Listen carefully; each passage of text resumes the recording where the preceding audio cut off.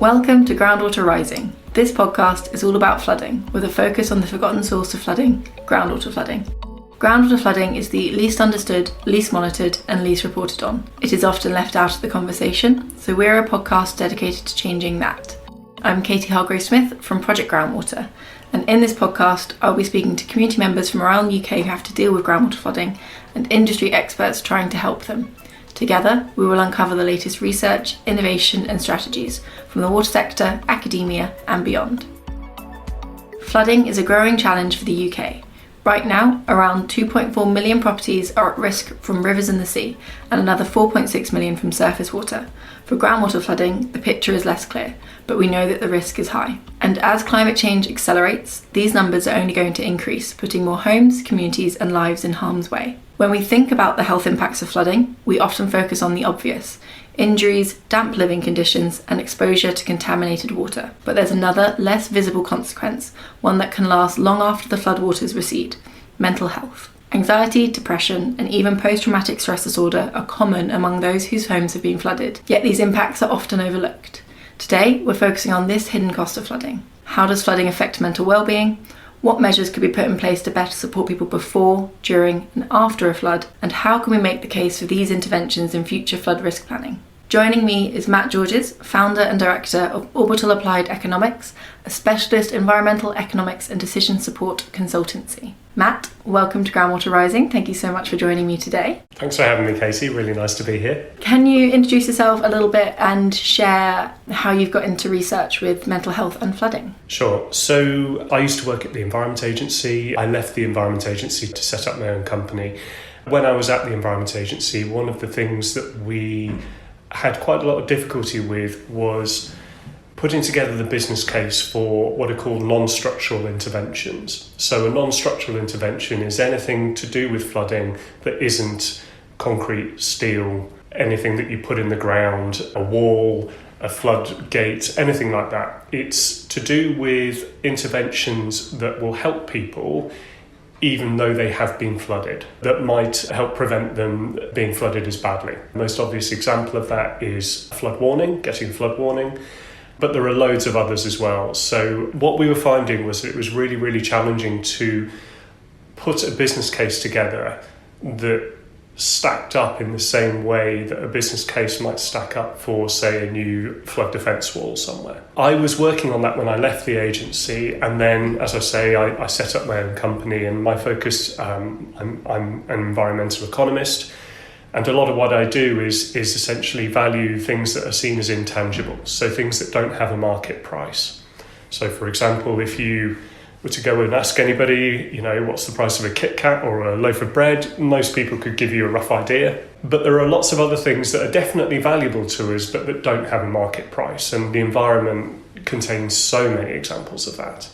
What I'd always been interested in was, how do you ensure that the environment gets a seat at the table when decisions are being made? There are certain parts of the green movement that don't like this approach. They view nature as something that you can't put a price on. It's literally priceless. I don't disagree with that concept, but I think in practice the problem is that you do end up in trade-offs. And that's not to say that the environment and the economy are kind of directly opposed, but you do end up in trade-offs where, unless you have a way of articulating the value that people put on the environment, it's very hard to then tell a decision maker, don't cut down that woodland, don't drill that new oil well, or conversely, do plant a new woodland. Let's be a bit more positive, do install more solar panels. So it's very challenging to do that. But environmental economists work in this space all the time. The other people that work in this space all the time are health economists. It's obviously very, very challenging to put a price on somebody's health, or even, God forbid, somebody's life. But you have to do it. If you are in charge of the NHS, for example, and you have a budget of however many £billion, there are only so many things you can spend that budget on. And so the question surely is, well, what's the best thing to spend that money on? My work touches on health economics, and the reason it touches on it is because of this link between flooding and mental health. What we were thinking about was, what is the value of, for example, giving somebody a flood warning? What we started to think about at the Environment Agency was that maybe the way to think about that isn't the way that we've thought about it in the past, which is that you have a value of property that you're protecting, and if the property gets damaged, then it will cost you however many £1,000 to fix it. So that's the damage you're preventing by building your new flood wall. But when you're talking about a flood warning, usually what the flood warning is there to do is to protect health and life as opposed to property so much. There are things that you can do to protect your property. So you could put a floodgate in, for example, to try and stop water coming into your home. But often what you're really doing is you're helping people get flooded in the least damaging way possible. Really what that is measured in terms of is mental health. The starting point for this was a really amazing piece of work that was done in the 2013-14 floods. These were the floods that happened in Somerset and Gloucestershire.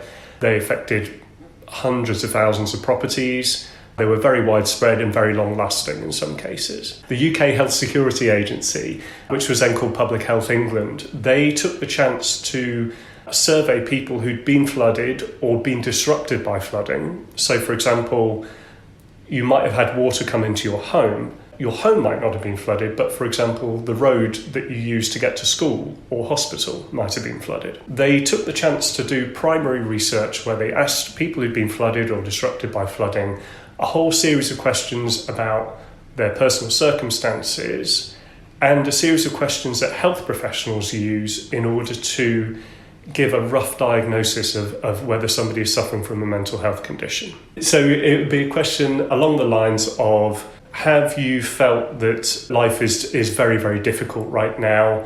Have you felt that it's difficult to wake up in the mornings? It's difficult to get started in your day? These sorts of questions. And what the health research has shown is that answering on a scale of 1 to 5, quite high on that scale, then the likelihood is that if you were to visit a clinical psychiatrist, they would say, yes, this person is suffering from depression, anxiety, or post-traumatic stress disorder. So those are the 3 mental health conditions that Public Health England, as was, looked at. And what we got was an incredibly rich data set.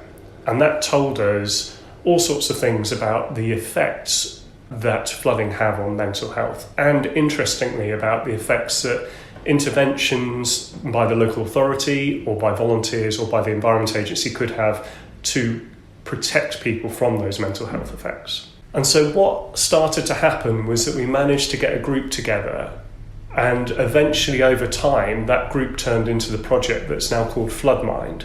So FloodMind is the name of the project that's been funded by Groundwater Lincolnshire and Groundwater Buckinghamshire, and it's being funded via the Environment Agency's Innovation Programme. What Project FloodMind is designed to do, it basically has kind of 3 broad questions. So the first one is, what actions can we take to have the greatest positive impact on mental health before, during and after a flood? The second one is, how do we change our approach to focus on people rather than property? In the past, the business case for flooding has been built primarily on property damage as opposed to the impact on people and mental health. And there are very good reasons, historical reasons why that is the case, but it feels like the time to move on a bit is now, basically. And then the final question that we had was, what's the economic cost of adverse mental health effects, either directly on an individual or more indirectly, say on the NHS or local authorities and so on? Essentially what we've got is a consortium of a wide range of academics, private companies, economists, experts in machine learning and statistics. We've got the Flood Hazard Research Centre, all sorts of people coming together, the UK Health Security Agency, all sorts of people coming together. And the idea was that as a group, we would have a go at cracking this very tough nut. That's what FloodMind is. We're in phase 1 at the moment, and phase 1 is that we're basically trying to gather all the evidence we can together. We're trying to produce one of these theories of change or logic maps or whatever you want to call it. There's so many different names for them, but essentially a map of cause and effect. And we're trying to do that for flooding in Lincolnshire. There's a lot of difficulty in there about how you do that. That's why we're running this project in 2 phases. So the first phase is kind of getting ourselves familiar with the territory, trying a few things, seeing how they work out. And then the next phase, hopefully to happen in 2026, is that we'll actually run this for a few interventions, you might say. So these aren't medical interventions, these are flood interventions. So an example that we're really keen on here is there's a new telemetry system that has been installed in Lincolnshire under the banner of the Lincolnshire Resilience Forum. And essentially the idea behind that is that you have very hyper-local warning systems that give people more time to take a series of actions to help themselves when a flood is likely to happen. So it's setting that chain of events off and then turning it into a mathematical model. That is quite challenging to do, but it's totally doable. You know, these sorts of models are used in all sorts of parts of industry, in engineering, in aeronautics, where people have enough money and computing power and the right skill sets to do it. So why not bring that onto something so important like flooding and mental health? So that's the aim, and we are nearly at the end of phase 1. So we're just starting to get this big map of the cause and effects of flooding on mental health sorted. And we're trialling a version of this statistical model using the UK HSA data from the flooding in 2013-2014. Now, the only problem we've got there is that was not a groundwater event. That was mostly fluvial flooding, so river flooding, and quite a lot of surface water flooding as well. And the issue we have is that groundwater flooding and fluvial flooding, river flooding, are very different in the way that they act on the physical environment and on society and on people's mental health. The other issue we have is that we don't have any data on the mental health impacts of groundwater flooding. So the starting point is, well, at least we've got some data on river flooding. Let's give this a go. Let's see if we can even do this. Nobody has done this before, ever. So let's see if we can do this, and let's see if we can work out how to make the case to do more of these non-structural interventions to reduce the mental health impacts of people who've been flooded. If we can do that, then maybe we can apply that to groundwater flooding, much more challenging area. The potential interventions are less. We suspect that the mental health impacts are much greater because of the amount of time that you end up being flooded, and also, I guess, the lack of agency, the lack of control. What can you do about this? The kind of other way of looking at that is that, well, surely this is exactly the place where non-structural interventions should shine, right? If you can't do any kind of structural intervention, and if people aren't going to move out of their homes, then what can we do to help them deal with the mental health impacts of this type of flooding? So we're at a very early stage at the moment, but the hope is that what we can start to do is to treat flooding almost like a public health intervention.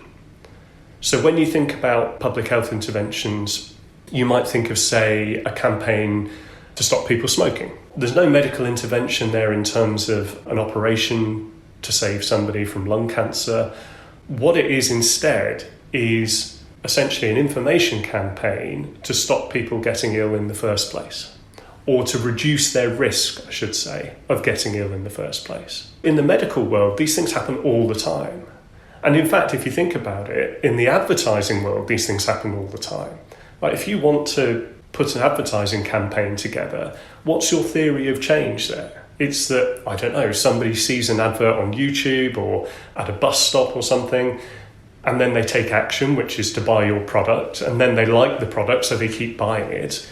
But how do you disentangle all the noise there, right? You know, somebody might have done that anyway. So this sort of thinking is not particularly unique in any way. It's just never really been brought to bear on the flooding world in the way that we're doing it, which is in this very statistically robust manner. I mean, it's really quite exciting to be involved in it. Very challenging, very difficult to work it out.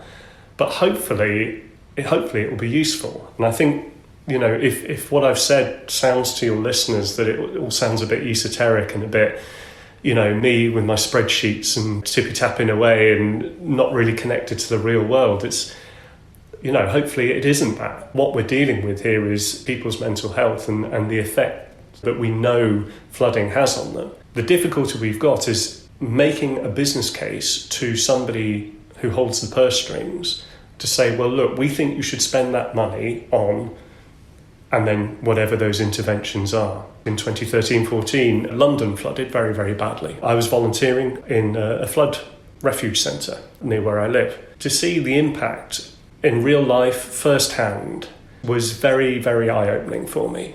Everybody who works on this project is very, very clear what they're trying to achieve. And in fact, we have the National Flood Forum on the project to make sure that we don't lose sight of that voice of people who have been flooded and have experienced flooding and have experienced the mental health problems that come with it. So what we're trying to do is build something that is statistically robust but is practical. It can be applied. And hopefully what will happen is that it will be a way of helping people to make decisions that protect the mental health of people who've been flooded and allows them to recover from flooding that couldn't have been prevented in a way that sets them kind of on their feet again. This isn't to say you stop building flood interventions, you stop building flood walls, you stop doing anything like that. It's not to say that at all. But whenever you build a structure, there is always a risk that it will fail or that simply it will get overwhelmed. You cannot guarantee 100% safety from being flooded. And the Environment Agency never does that. What they do say is that it will reduce your risk of being flooded, which is great, but you still have the risk of being flooded. So what do you do then? What's your next line of defence? It's these non-structural interventions. So I've spoken quite a bit about what non-structural interventions... Well, I've spoken quite a bit about non-structural interventions, but I don't think I've given very many examples. I've spoken a bit about flood warnings. So a flood warning is a classic example. But there are others. So another non-structural intervention would be that you train people what to do if there is a flood. Groundwater maybe is slightly different in this respect, but a lot of flooding events come on quite quickly. They're going to come on often when people are least prepared, and the danger is that people panic. One thing that you can do in terms of a non-structural intervention is that you can reach out to people and you can train them on how to put together a flood plan. And a flood plan is simply the idea, if you or your partner are pregnant and coming to the time when you're about to give birth, then you have your bag ready to go, don't you? You have it all packed. Now, I'm not saying you would always have your flood bag packed, but knowing what you would get if a flood occurred is really, really helpful, because otherwise people do panic. If you need medication, for example, let's say you're diabetic or you're taking statins or you have asthma, so you have all that ready to go. You maybe have an overnight bag. If you have children, you have their favourite toy, for example. And you have that all ready to go. And if you don't need it, you don't need it. But if you do, you're ready. And this is what I was talking about with those sentimental items. So we know from the research that saving sentimental items has a protective effect. So identify what those sentimental items are in advance and know where they are. Another example, pets. So the more warning time you get, the more likely you are to be able to locate your pet, especially if it's a cat, and get it to safety, right? Or at least be ready to get it to safety. So you've got your cat crate out or your dog crate or whatever it is. You've got food for them, all these sorts of things. Because people, and it's happened many times in flood areas, some people will not leave without their pet. And that's understandable. For a lot of people, their pet is a main companion, and they won't evacuate. Now, what does that do? Let's look at that chain of events again. If they haven't found their pet and they refuse to evacuate and things become extremely dangerous, then the emergency services have to step in and they have to rescue them. As an economist, I would point out the cost of that. The key thing here, though, is that everybody's lives are being put at risk, when in theory they don't have to be. So if you've got a warning and you know, right, first thing I'm going to do, find my pets, make sure that the cat is shut in the house at least, or shut up in a room upstairs, so you know where the cat is or you know where the dog is, then you're ready to go. And of course, that reduces the impact of mental health afterwards, doesn't it? Because if you've got your pet safe with you, then that is a comfort, and that is something that you can sort out. Another example, if you think you're going to have to be evacuated, are there relatives or friends nearby that you can stay with, rather than having to go to a place of safety or a refuge centre?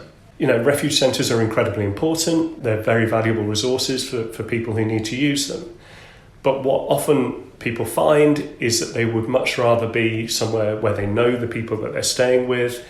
They have a few more of their own comforts with them. It's not as big and echoey space, all those things, which is understandable. But again, if you don't know to have that conversation and you're starting to panic, you won't think to have it. These are all things that you can do that will protect your mental health, even in the unfortunate case that you are flooded. There's lots of these things, and you can see how they work together as well. Let's say you've got your telemetry system, which gives you much more hyper-local reading on whether you're going to be flooded or not. That gives you more time. That alert in itself doesn't do anything unless you take an action as a result of it, right? And if you don't know what action to take, then you're stuck. So you have to combine these interventions together to get the best result for the people in a flooded area. These are the sorts of things that we've been thinking about, and how do you combine those effects to show that the system as a whole that you're looking at can provide this mental health benefit to people. And I think I've run out of breath there. I mean, that might be one of the longest introductions to a topic, but it was incredible. I mean, every question that popped up in my mind, I was like, oh no, that is the answer. I think it's really interesting though, as you talk about mental health and you're talking about why all these different interventions can help, and it just kept on coming up to mind, this idea of like agency in a flood, because we know that victimization has an impact on mental health. So when you are made a victim of something, it's that like lack of control that sometimes causes the mental health. To be turned into a victim, while we're not saying that people aren't victims of things, but that feeling of victimhood, that's actually often the cause of mental health difficulties, as well as obviously the situation that's caused it. So by having this plan, by having the early warning interventions, you have that agency to say, okay, I know this bad thing is coming, but I actually have some control in this. I can call up my friends, as you say, and say, if the floodwater does get too high, can we come stay with you? And suddenly you become your own person within the situation, and you're not turned into a victim in that way. While the impacts on you are still going to be quite horrible if your property is impacted and all that, you're not a victim in the sense of you didn't see it coming, you didn't have any control. It's scary, it's different, you don't really know what's going on, you're waiting for people to tell you what to do. So I can see the real benefit of this. And I think it links back to, you said about the people, not property, because often these interventions, they'll protect the property as well. Like if they're using the flood doors and all that, the property will in itself get protected. You're not going to suddenly ignore properties and just let every single property flood, because that would have a bad impact on mental health. But instead, I guess you're thinking about that person at the centre of it, and that will ripple out. Exactly. And that idea of agency is a really interesting one, because, of course, how do you value that? A secondary question there will be, well, why should you value it? But again, it comes back to this point that it's clearly important to people. So if having agency is important to somebody, then it is valuable to them, right? That's what the word value means. And therefore, if it's valuable to them, then it should be taken into account when decision makers are trying to do the best that they can with the resources they have available. An interesting finding from the UKHSA work was that it's not quite agency, but it's something similarly difficult to wrap your hand around, is the evidence that even if somebody flooded and their home floods to the same level as somebody else, but that other person got a warning, even just getting a warning, even if you then don't take any action as a result because you maybe can't or you don't know what to do, still has a protective effect on mental health. This is such a new area, nobody knows why. Nobody's ever done the kind of psychological experiments to work out why. I think intuitively I might suggest that that's because at least it shows somebody cares. It shows that somebody cares. But of course nobody really knows that because this is such a new area of research. As part of this work, we looked globally at the literature in this area, and the only really solid piece of research that's ever been done globally in this area on flooding and mental health, the impact of the two, is that UKHSA survey from 10 years ago. It's incredible, right? We were very, very surprised, and we may have missed something. I doubt it, though. I just find that remarkable that that link hasn't been made sooner, more often, with more research behind it. For me, this is potentially the beginning of an entire research program. Now, whether there'll be any money to go into it, who knows? But it is incredible, isn't it, that is the one really solid piece of evidence we've got here, which is why that's what we're using. But also, it's incredible to me that these very subtle mental health effects haven't been more studied. So you talk about agency, and of course it makes sense when you explain it, Katie, but the difficulty you have is that there are lots of different ways that you can spend an amount of money on preventing flooding or reducing the risk of flooding or helping people recover from flooding. The difficulty is that what tends to happen, and as an economist I've seen this time and time and time again, I've been through more government spending reviews than I care to imagine, is that if the numbers are on a spreadsheet, they carry more weight than a statement like the one you've just made, obvious as it is. So if you say, well, yeah, if people have more agency, then they'll feel more protected, that probably goes in. But if you're in the middle of a decision-making process, broadly speaking, what happens is it gets ground down to the numbers. And my experience, certainly in policy making, in central government, in the Environment Agency, in private companies as well, as I advise private companies now, is that there's, broadly speaking, only two ways that decisions get made. One is that somebody with enough power wants that decision to be made and makes it. The evidence might be there, it might not, but it doesn't matter. The other way is that there's something more deliberate or deliberative, where people get together and they say, okay, what's the best way to do this, and how do we work that out in some way? How do we work out whether it's best to spend our money on decision X or decision Y or project A or project B? And I suppose maybe you could add in a third, which is sometimes you end up with a bit of a mix of the two, where the evidence perhaps helps swing a decision one way or another. But broadly speaking, those are really the only ways you can do it. You have to have some kind of model in your head or on a computer screen that tells you, if I kind of push at the system over here, then the thing I want to happen will pop out at the other end. And this is what we found quite challenging working with people. It's seen as too complicated to model this stuff. It's like too difficult. And of course the pushback on that is, well, how are you making decisions now then? Presumably you've got some kind of model somewhere, even if it's almost subconsciously in your head. You're thinking, well, if I do this, then it will achieve this result. Well, wouldn't it be better to at least get that down on a piece of paper or a digital whiteboard and have a few other people look at it and say, are you sure about that? And what happens if that doesn't work? This idea of modelling, whilst it might, as I say, I suppose I'm quite worried that it seems a million miles away from, somebody having to get into a boat and go down the high street because their home's been flooded. And I understand that it feels a long way from that. But fundamentally, all those systems that are set up to help protect us, someone somewhere has had to sit down and say, we're going to spend money on that and we're not going to spend it on something else.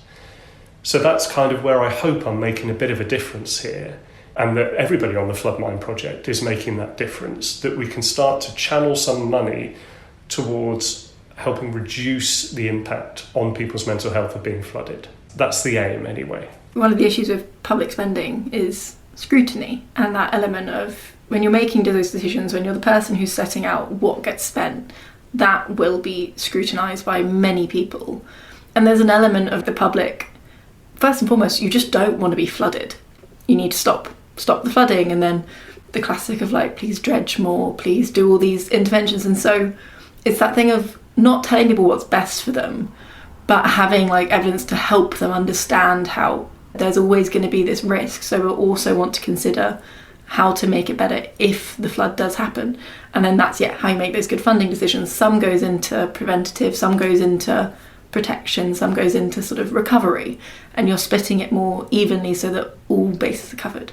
But until you've got the evidence, it's just telling stories and hoping it registers with them. And of course the issue we've got is that on the structural side of flood interventions, we have at least 50 years of research into this area.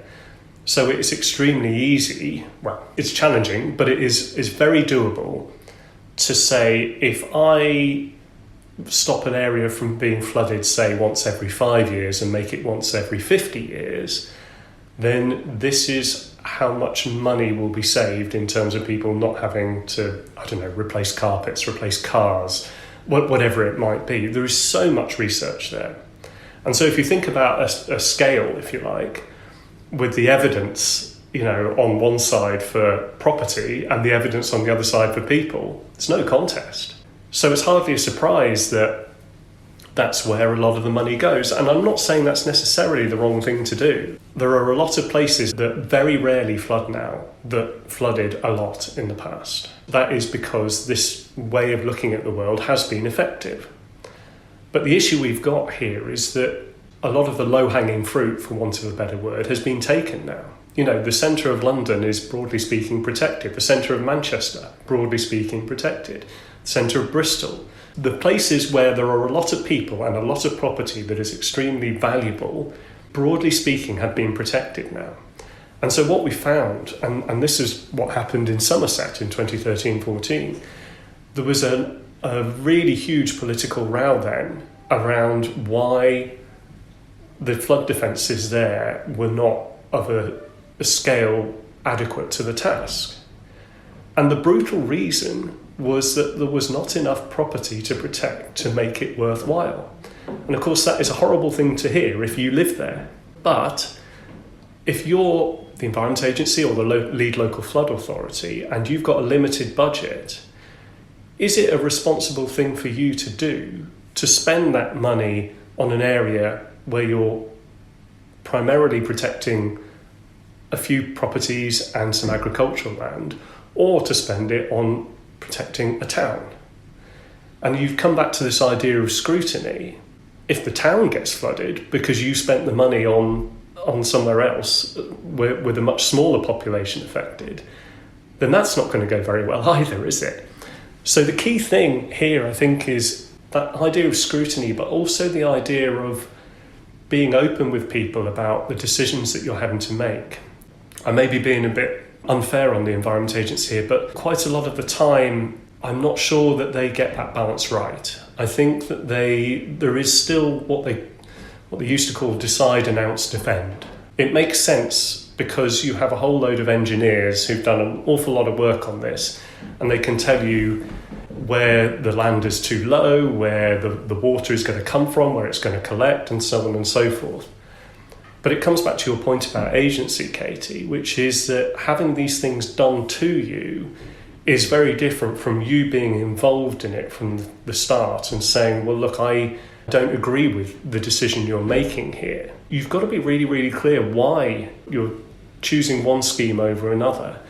And I think, again, this comes back to this point about, well, what are you trying to achieve with whatever intervention you're doing? The fact that mental health isn't really part of the equation at the moment. I mean, it is to an extent, but nowhere near to the extent it should be, in my view. That makes it quite a challenging sell to a local community. There's all sorts of things tied up here in terms of how decisions are made and who they affect and how much money there is to do anything with it in the first place. None of this is easy. Broadly speaking, I would say when it comes to flooding, the Environment Agency do a really pretty good job under the circumstances. But what we're hoping here is that they can think more widely and start to think about how they can help people's mental health as opposed to protecting property as well. Yeah, and we've not even touched on cross benefits.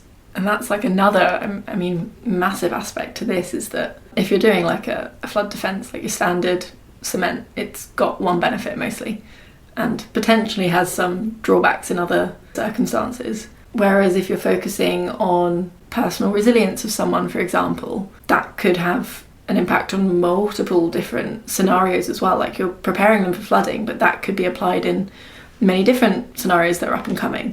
That idea of cross benefits is so important because one of the areas, in fact, this is some research that the Environment Agency social science team did a few years ago. They asked themselves, what does resilience look like? And so you might say, oh, well, being resilient means something along the lines of being able to bounce back quicker. But then you would say, well, okay, why is it that some communities seem to bounce back quicker than others? And so very quickly you start to get into exactly the kind of issues that you were talking about there, Katie, around what it is that helps people or communities respond more flexibly and more effectively to a shock. So is there a way that our research and this kind of decision-making model that we put together, is there a way that that can form a basis for us to go to the British Red Cross, for example, and say, look, we know that you normally work on other staff, but what about this? Or we go to a local community religious organisation and say, look, we know that you're normally, I don't know, providing a food bank or something like that. Have you thought about how that might work if there was a flood? You can see the obvious connection there, but it's having it all set out in an easy way for everybody to point at it and look at it and go, oh yeah, I see that. I see how that works. And just because it's complicated and just because you probably won't get it right first, second, third, fourth time, doesn't matter, right? Because hopefully it's an improvement on what you've got now. So this comes back to that point I was making about people saying, oh, it's too complicated to do. Well, the question back is, well, how do you make decisions now then? Because you're doing it. So we are hoping that the way that we can show you is that there is maybe a more effective way of doing it. I think what you said earlier about whose responsibility is it? Is it NHS? Or is it public health? Is it like the flood? Whose funding gets used? And potentially there's this opportunity to widen the net of who can bid into funds that are available. So say, yeah, there's a flood fund available, but suddenly with this research, you can see maybe more partnerships forming where, no, it's not only the public health team, but it's the public health team and the flood team working together. It's the public health team, flood, and like a local charity. Like suddenly these connections can be formed because there's this research proving that if they all work together, that actually there's like this increased benefit and it impacts all of those different services, and actually they can come together and be one project rather than the flood risk is trying to do everything. What we're now starting to see with something like green prescribing is not what the health system has done before. And so if the health system can do green prescribing, then why can't the flood system do interventions to improve mental health? When we know that that link is there, I think part of it is that we're just starting to get to the point. I would say this as an economist, but I would say that there's been a difficulty in valuing the intervention. And so a key aspect of what we do, so myself and Dr. Rebecca MacDonald from the University of Birmingham, I work on the environmental economics side, she works on the health economics side. And so together we've been working through to say, okay, how do you apply the sort of thinking that's done every day in the NHS in terms of the cost effectiveness of different treatments? How do you apply that thinking to a flood intervention? It is new thinking, definitely. So the National Institute of Health and Care Excellence, NICE, every so often you will hear that somebody is annoyed that a particular drug hasn't been funded by the NHS. And the reason is that this grouping, NICE, have decided that it is not cost effective to do so. So that thinking happens all the time in the NHS in terms of a treatment for a mental health disorder or a physical health disorder being cost effective or not. So if an intervention that isn't necessarily medical can produce mental health benefits, then surely the same thinking can apply. You trial it, you speak to people, you see how they get on, you get a group that does it and a group that doesn't, you compare their, this is standard stuff. It just takes a little bit more imagination on both the flooding and the environment, you could say, on the environment side and on the health side to make those links. I wish it was happening quicker, but hopefully this project will help that. We've talked quite widely about this. Is there anything you think that we have missed when it comes to research on mental health and flooding? The final thing I would say probably is a bit of a plea to anyone who's listening who does work in this area or can influence someone who works in this area. If you're part of a group that is trying to get better flood protection in your area, bring it up, speak to people about it. Get in touch with me. You can go to the FloodMind website, floodmind.co.uk. There's always ways to intervene in an organisation you're in, or to influence an organisation, or to influence a community group. Wherever you are, there's something you can do. Thank you so much, Matt, for joining me today. And thank you for listening to Groundwater Rising, a please hit the subscribe button on your podcast provider, leave us a review, and tell your friends and colleagues about us. Do you have a topic you'd like us to focus on Groundwater Rising? Or would you like to join me to share your personal groundwater flood story? Please email me on groundwaterrising@projectgroundwater.co.uk. That's all for now. We will be back on the last Thursday of next month with another episode of Groundwater Rising.